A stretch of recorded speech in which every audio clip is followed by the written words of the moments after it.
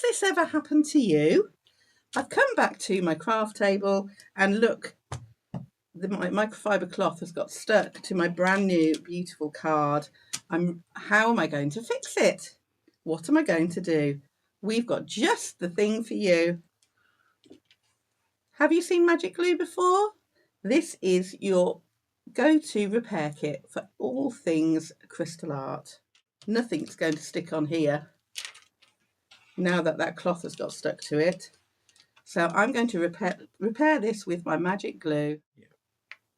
You just add a pea-sized amount to the area that's lost its stick, and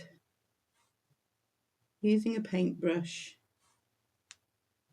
just add that glue in, and this will mean that you can then add your crystals in the usual way. So any mishap, whether it's your cat sitting on it, which has happened in my house before, whether it's the fact that you've dropped something onto the glue of your kit and it's lost its stick, or it's pulled the glue off, having magic glue at your disposal means that you can fix and finish any project you've started, no matter how big or small.